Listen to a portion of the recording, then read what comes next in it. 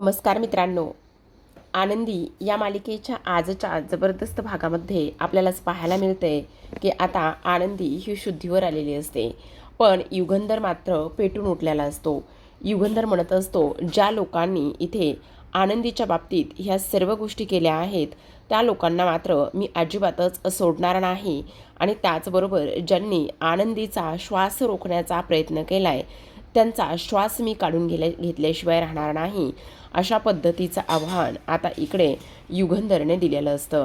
तर आता प्रेक्षकांनो, इथे मालिकेच्या सुरुवातीला आपण पाहतो घरामध्ये गुरुजी आलेले असतात आणि गुरुजी मात्र पूजा करायला सुरुवात करत असतात. जेव्हा पूजेला सुरुवात होते अक्षरशः त्याच वेळेला आनंदीला आता इथे शुद्ध येऊ लागलेली असते. इथे गुरुजी मंत्र म्हणत असतात तर दुसऱ्या बाजूला मात्र आनंदीला शुद्ध येऊ लागलेली असते. इथे एक गारुड्यासुद्धा आलेला असता आणि त्या गारुड्याने एक सापसुद्धा आणलेला असतो, जेणेकरून आज श्रावणी सोमवार आणि त्याचबरोबर नागपंचमी ह्या दोन्ही गोष्टी असल्या कारणाने आज इथे या घरामध्ये साप असणं किंवा त्या दिवशी साप आणणं ही ह्यांची एक परंपरा मानली जाते, आणि त्यामुळे ही लोक इथे साप वगैरे घेऊन आलेली असतात. मग जेव्हा ही लोक इथे साप वगैरे घेऊन येतात त्यावेळेला मात्र इकडे आता युगंधर ओम नमः शिवाय ओम नमः शिवाय म्हणूनच आता इकडे त्या बनवलेल्या शिवलिंगावर पाणी ओतत असतो, त्याचा अभिषेक करू लागलेला असतो. गुरुजी सांगतील त्या पद्धतीने इथे तो हे सर्व काही करू लागलेला असतो. मग आता इथे याची पूजा आणि ह्या सर्व गोष्टी सुरू असतात. पण इकडे मात्र आता हा विद्याधर विचार करू लागतो की आता काही झालं तरीसुद्धा मला ना इथे या पेटीजवळच बसलं पाहिजे, कारण ती माणसं येईपर्यंत. तेवढ्यातच आता ते दोन गुंड आलेले असतात आणि ते आल्याबरोबर आतमध्ये येतात. मग सर्वजण पूजेमध्ये इथे मग्न झालेले असतात. तेवढ्यातच पृथ्वीचं ह्या दोघांकडे सुद्धा लक्ष जातं. तो ह्या दोघांकडे सुद्धा थोड्याशा संशयाने पाहू लागलेला असतो. पण आता विद्याधरला विचार येतो की आता काही झालं तरी ही माणसं जी आहेत ती माणसं मात्र इथंपर्यंत येऊन पोचली पाहिजेत, आणि जर ही माणसं इथंपर्यंत आली तरच मग कसं सगळं व्यवस्थित होणार आहे, असं सुद्धा आता इकडे तो बोलत असतो. आता मात्र इकडे ती माणसं तोंडाला पूर्ण पॅक करतात आणि आतमध्ये येऊ लागतात. पण पृथ्वीचं लक्ष गेल्यामुळे आता ती माणसं आहे त्याच ठिकाणी थांबतात. सोबतच शिल्पाचं सुद्धा लक्ष जातं. आता शिल्पाला तर ह्या सर्व गोष्टीबद्दल काही माहिती नसतं, त्यामुळे आता लगेचच शिल्पा म्हणत असते, कोण आहात कोण तुम्ही इथे? तेव्हा आता इकडे ते म्हणत असतात, आमचं चुकून पार्सल तुमच्या इकडे डिलिव्हर झालेलं आहे, ते पार्सल घेण्यासाठी आम्ही आलो आहोत. तो जो काही संदूक आहे ना तो आमचा आहे आणि तो इथे आला आहे. मग आता लगेचच शिल्पा चिडते आणि म्हणत असते, तुम्ही इथे कसं काय आलात? त्याचबरोबर इकडे हे जे काही तुमचं पार्सल आहे ते तुम्ही आत्ता घेऊन जाऊ शकत नाही. आमच्या घरामध्ये इथे आता पूजा सुरू आहे. एकदा का पूजा संपन्न झाली की मग तुम्ही तुमचं पार्सल घेऊन जा. आत्ता मात्र इकडे तुम्ही तुमचं पार्सल वगैरे ह्या सगळ्या गोष्टी अजिबातच घेऊन जाऊ शकत नाही, असं स्पष्टपणे आता शिल्पा बोलून दाखवते. पण तेवढ्यातच आता विद्याधर म्हणत असतो, अगं ताईडे घेऊन जाऊ दे ना. पण शिल्पा म्हणत असते, बघ कोण कुठले आहेत हे लोक, आणि तोंडाला अशा पद्धतीने बांधलं आहे ना, त्यामुळे मला अजूनच भीती वाटते. नाही नाही, एक काम करा तुम्ही ना, ही पूजा वगैरे संपली ना तर मग इथे या आणि ते तुमचा जो काही बॉक्स आहे, जो काही संदूक आहे ना, तो संदूक तुमचा तुम्ही घेऊन जा, समजलं? आत्ता मात्र तुम्ही इथे थांबायचं नाही, असं म्हणून आता लगेचच शिल्पा त्यांना बाहेर हकलून देत असते. जेव्हा शिल्पा बाहेर हकलून देते त्यावेळेला मात्र आता इकडे हा विद्याधर खूप जास्त घाबरलेला असतो. तो विचार करत असतो, बापरे आता काय करायचं? ह्या आनंदीला इथे शुद्ध येऊ लागलेली आहे, आणि जर आनंदीला शुद्ध आली तर मग ती ह्या संदुकाला लाथा मारेल आणि त्यानंतर इकडे आता ती लगेचच शुद्धीवर येण्याचा पूर्ण प्रयत्न करेल. मला काही करून इथे हे सगळं काही थांबवलं पाहिजे, असा विचार आता इकडे हा विद्याधर करतो. मग आता इकडे महादेवाच्या आरतीला सुरुवात झालेली असते आणि तेव्हाच हा विद्याधर म्हणत असतो, मी ना आता खूप मोठ्या मोठ्याने घंटा वाजवतो. जर मी खूप मोठ्या मोठ्याने घंटा वाजवायला घेतली ना, तर इथे मात्र आनंदी शुद्धीवर येत आहे ही गोष्ट कोणालाही समजणार नाही आणि मला तसंच करायला हवं असं सुद्धा आता इकडे तो बोलू लागतो. मग आता तो अक्षरशः त्या पेटीजवळ जाऊन उभा राहतो आणि जोराजोरातच घंटानाद करायला सुरुवात करत असतो.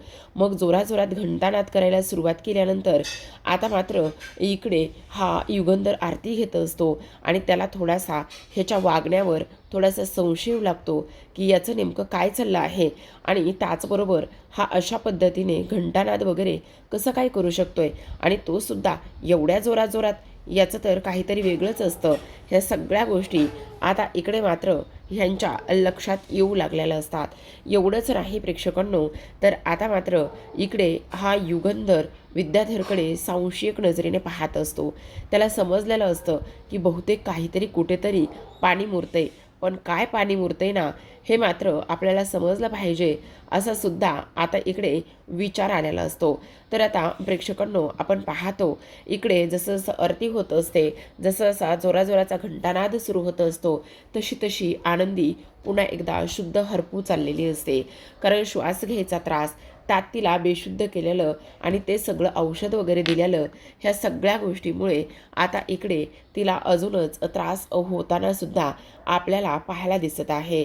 तर आता आपण पाहतो इकडे जवळपास आरती संपन्न झालेली असते आणि त्यानंतर युगंधर सर्वांना आरती देतो. मग सर्वांना आरती दिल्यानंतर आता इकडे जो काही गारुड्या आहे, गारुड्याच्या त्या इथे दुर्डीमधला जो काही साप आहे, तो साप मात्र आता अचानकच गायबसुद्धा होत असतो. कारण तो साप मात्र इकडे आनंदीच्या त्या बॉक्सवर जाऊन बसायला निघालेला असतो. पण ही गोष्ट कोणाच्याही लक्षात आलेली नसते. आता मात्र युगंधर मनामध्ये म्हणत असतो, हे महादेवा, तुझी लीला कशी आहे मला समजत नाही आहे.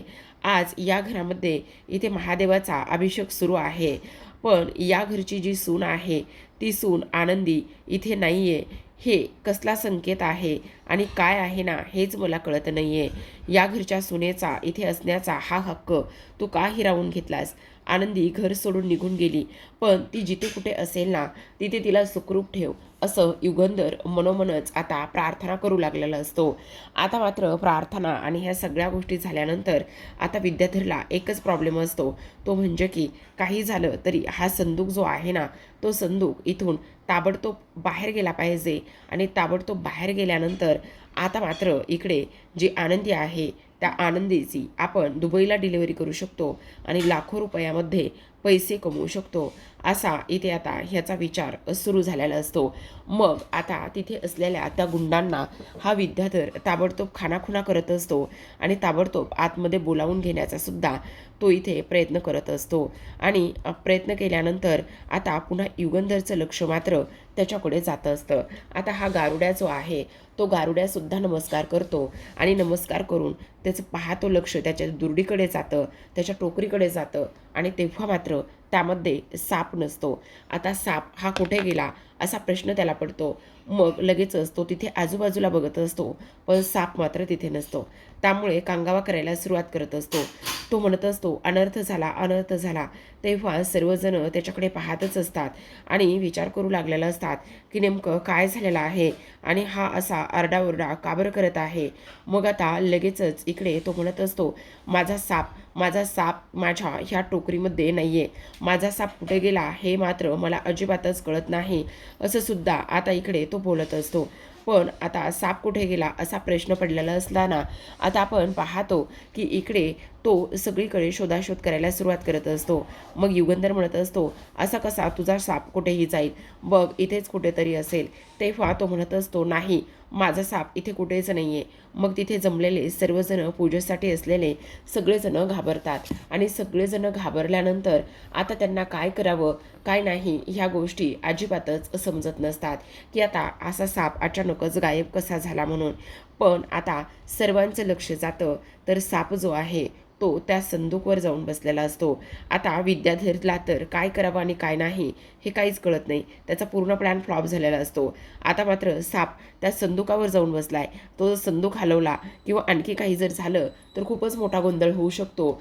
आता मात्र साप त्या संदूकवर जाऊन बसल्याबरोबर विद्याधरची पळापळ सुरू होते. पळापळ म्हणण्यापेक्षा ना त्याला असं वाटत असतं की हा साप मी उचलून कुठे नेऊन टाकू आणि ह्या सापाचं मात्र मी काय करू हे मात्र मला अजिबातच समजत नाही, असा सुद्धा आता इकडे तो विचार करू लागलेला असतो. आणि त्यानंतर त्याच्या मागे ते 2 गुंडसुद्धा आलेले असतात आणि 2 गुंड आल्यानंतर त्यांना तो संदूक हलवायचा असतो. मग त्यांना तो संदूक हलवायचा असल्या कारणाने आता मात्र इकडे तो विचार करत असतो की काय करायचं काय करायचं. सगळेजण फार घाबरलेले असतात.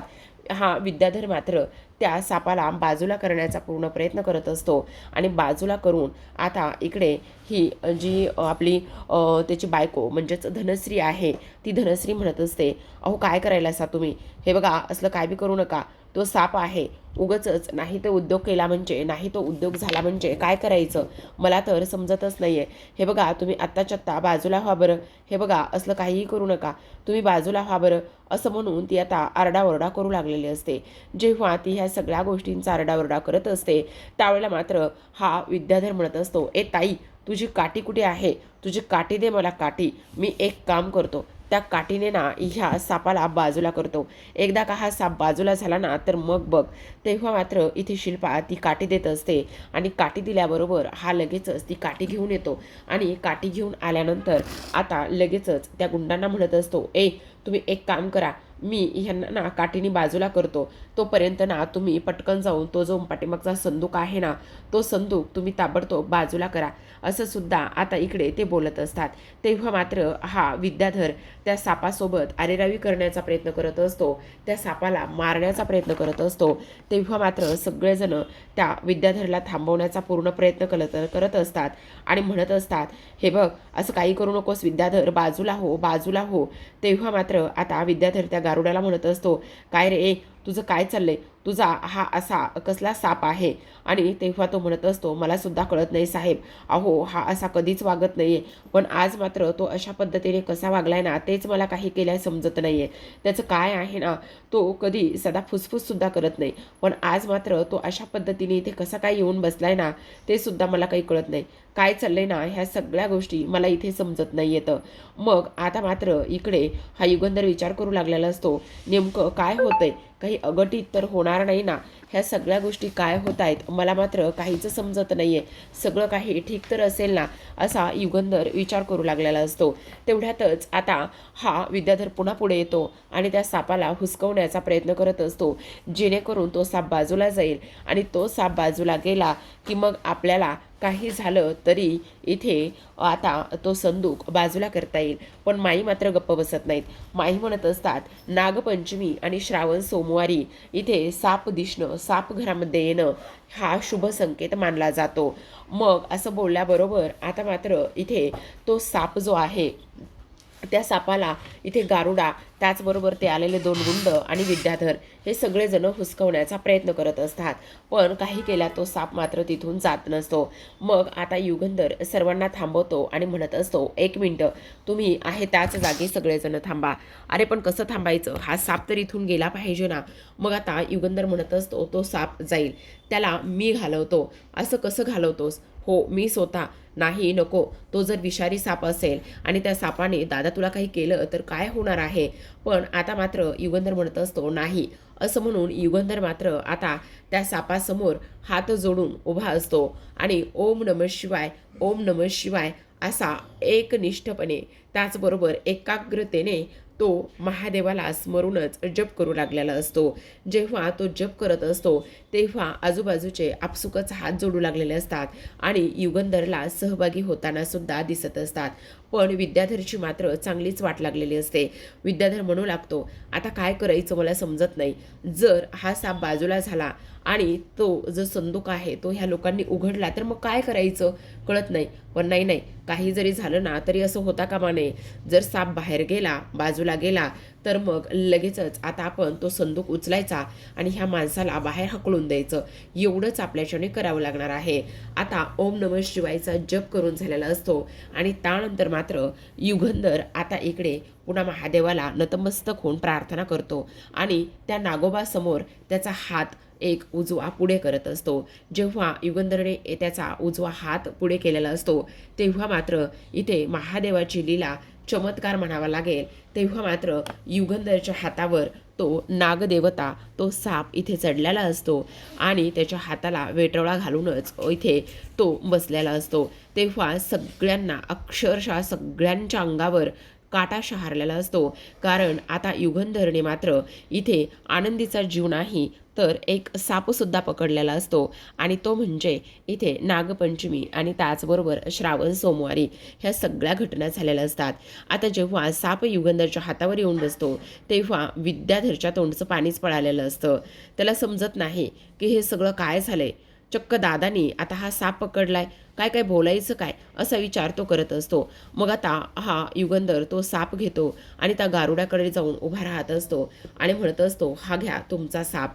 मग आता लगेचच युगंधर तो साप त्याच्या टोकरीमध्ये ठेवत असतो आणि तो बिचारा सापसुद्धा आता त्या टोकरीमध्ये स्थानापन्न होत असतो. आता हे सगळं काही होत असताना इकडे विद्याधरची वेगळीच घाई सुरू झालेली असते. तो म्हणत असतो, अरे बघताय काय, उचला तुमचा हा संदूक, पटापट उचला आणि पटापट उचलून इथून तुम्ही गायब व्हा, असं सुद्धा आता इकडे तो बोलत असतो. मग आता ह्या सगळ्या काही गोष्टी इथे बोलल्याबरोबर आपण पाहतो इथे काही झालं तरी सुद्धा हा साप इथे गायब होणं आणि ह्या सगळ्या गोष्टी करणं त्याच्यासाठी फार जास्त गरजेचं असतं.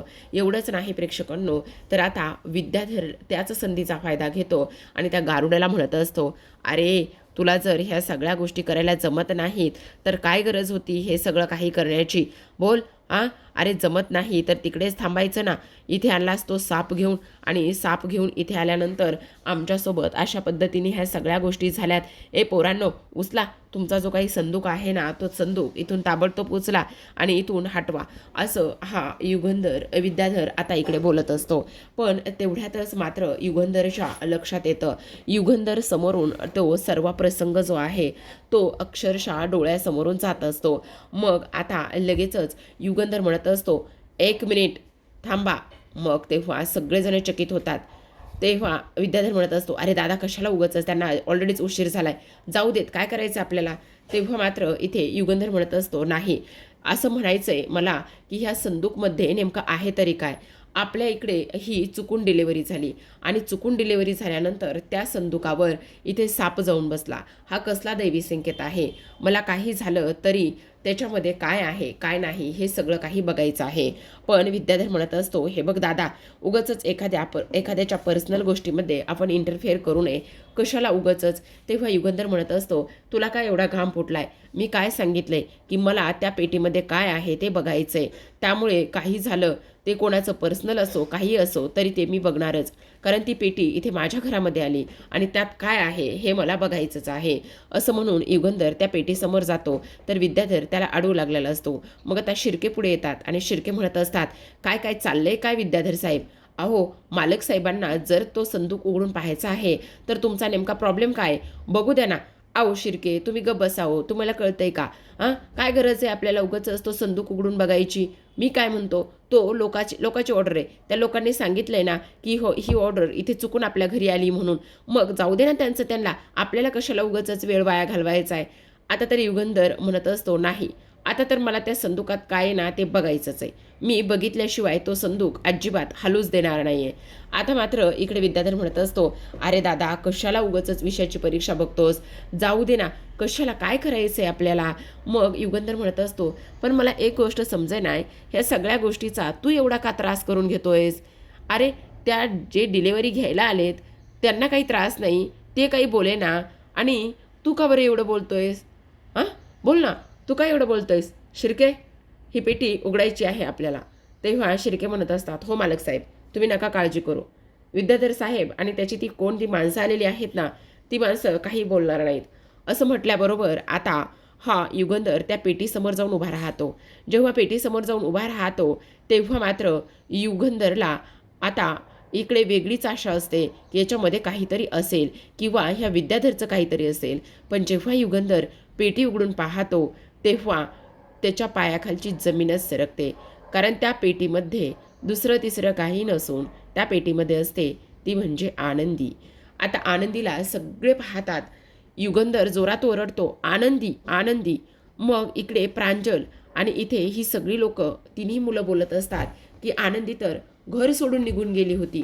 मग जर आनंदी घर सोडून निघून गेली होती तर इथे मात्र ती काय करते आणि त्याचबरोबर इथे कशी काय आलेली आहे असा प्रश्न आता इकडे ह्या विद्याधरला इथे युगंधरला पडलेला असतो आणि सोबतच त्या मुलांना सुद्धा पडलेला असतो. आनंदीला बांधून टाकलेलं असतं. आरती धावतच पुढे येते आणि म्हणत असते, आनंदी आनंदी. मग सर्वजण तिथे येऊन पाहतात.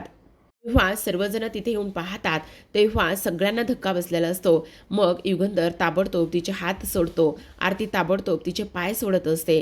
मग दोघेही जण आता इकडे तिची त्या पेटीतून सुटका करत असतात. विद्याधरचा तर पूर्ण प्लॅन फ्लॉप झालेला असतो. तो म्हणत असतो, हातातोंडाशी आलेला घास निघून गेलाय. आता मात्र लगेचच हा युगंधर आनंदीला स्वतःच्या हातावर उचलून घेतो आणि शिर्केंना ऑर्डर्स देत असतो. शिर्के काही करा, पण जी माणसं आत्ता इथे हा संदूक घेऊन आली होती त्यांना सोडू नका, त्यांना पकडा. शिर्के म्हणत असतात, मालक साहेब तुम्ही काळजी करू नका, मी आत्ताच्या आत्ता त्यांना पकडतो. असं म्हणून युगंधर आता आनंदीला हातावर उचलून घेऊन जात असतो. पण इकडे मात्र पृथ्वी हे सगळं रागाने पाहू लागतो. पृथ्वीला तर समजत नाही नेमकं हे काय चाललंय, ह्या सगळ्या गोष्टी काय होत आहेत हे अजिबात समजत नसतं. आणि त्यानंतर मात्र इकडे आता सगळा गोंधळ सुरू असतो. मग आनंदीला आता इकडे युगंधर आरतीसोबतच त्याच्या खोलीमध्ये घेऊन जातो. मग इथे मात्र शिल्पा आता गुरुजींचा निरोप घेण्याचं काम करत असते. गुरुजीसुद्धा निघून जात असतात आणि गुरुजी निघून गेल्यानंतर आता मात्र इकडे हा जो काही पृथ्वी आहे तो पृथ्वी इकडे जाण्याचा प्रयत्न करत असतो. पण तेवढ्यातच आता शिल्पा त्याच्याशी बोलते. मग आता पृथ्वी म्हणत असतो, त्या आनंदीशी आणि युगंधर निंबाळकरांशी आपला काहीच संबंध नाही आहे. मुळात तो त्यांचा आणि आनंदीचा विषय आहे. ती पळून गेली किंवा ह्या संदुकामध्ये बंद झाली याच्याशी आपल्याला काही घेणं देणं नाही, असं म्हणून आता तो त्याच्या भावंडांसोबत तिथून निघून जातो. मग शिल्पासुद्धा तिथून निघून जायला तयार असते. पण तेवढ्यातच आई आणि बापू हे दोघेही जण आता पृथ्वीला थांबवतात आणि म्हणत असतात, अरे पृथ्वी काय चाललंय. पण पृथ्वी काहीच ऐकत नाही. मग आता इकडे ते शिल्पाला सुद्धा म्हणतात, अगं शिल्पा ती मुलं आहेत पण तुला तरी कळायला हवं आनंदीची काय अवस्था आहे. माई म्हणत असतात, मुळीच आपल्या इथे समिधाचे हे संस्कार नाही आहेत. आपली समिधा आपल्या मुलावर असे संस्कार कधीच करणार नाही. हे मुलं अतिशय इकडे विचित्र पद्धतीने वागत आहेत, असं माई आणि बापू बोलू लागतात. दुसरीकडे आपण पाहतो आता विद्याधरचा पोपट झालेला असतो. तो त्याच्या खोलीत असतो, ती म्हणजे शिल्पाची काठी घेऊनच. म्हणत असतो, सगळा डाव उलटला, सगळं काही कसं जुळून आलेलं होतं. हातातोंडाशी आलेला घास कसा माझा निसटून गेला आहे. हे सगळं त्या डिलिव्हरी बॉयमुळे आणि ह्या धनीमुळे झालंय. मी सोडणार नाही आहे एकाएकाला. आता आनंदी पुन्हा फिरून ह्याच घरामध्ये येते, मी सोडत नसतो तिला, असं बोलत असतो. तर दुसरीकडे आता हा युगंधर जो आहे तो आनंदीला खोलीमध्ये घेऊन गेलेला असतो. तर आता प्रेक्षकांनो आजच्या भागात एवढंच. उद्याचा भाग पाहायचा असेल तर नक्कीच आपल्या चॅनलला सबस्क्राईब करा. आणि उद्याच्या भागामध्ये आपल्याला असं पाहायला मिळतंय की आता आनंदीला शुद्धीवर आणण्यासाठी हा जो युगंधर आहे तो तिला पाणी पाजत असतो. पण तेवढ्यातच आनंदीला झोपलेले असल्यामुळे ठसका लागतो. मग ठसका लागल्यामुळे ते पाणी जे आहे ते पाणी इथे युगंधरच्या शर्टवर उडलं जातं. मग युगंधरच्या शर्टवर उडल्यानंतर तिथे शिल्पा आलेली असते आणि ती म्हणत असते, युगंधर तू तुझा जो कुर्ता आहे तो चेंज करून घे, कारण हा थोडा ओला झाला आहे. तेव्हा युगंधर स्पष्ट शब्दामध्ये इथे शिल्पाला सांगत असतो, ह्या कुर्त्यापेक्षा ह्या माझ्या कापडापेक्षा जास्त मला आत्ता आनंदीची तब्येत आणि तिचा जीव जास्त महत्त्वाचा आहे. ज्याने कोणी आनंदीचा श्वास रोखून ठेवण्याचा प्रयत्न केला आहे त्याला मी अजिबातच सोडणार नाही त्याचा श्वास मी रोखून ठेवला तर नाव युगंधर निंबाळकर लावणार नाही, कारण त्याने या घराच्या सुनेसोबत त्याचबरोबर आनंदी युगंधर निंबाळकरच्या जीवासोबत खेळण्याचं काम वाईट कृत्य केलं आहे. त्यामुळे ही जी कोणी व्यक्ती असेल त्याला मात्र मी इथे धडा शिकवल्याशिवाय आणि त्याचा श्वास रोखून ठेवल्याशिवाय शांत बसणार नाही, असं स्पष्टपणे युगंधर बोलत असतो.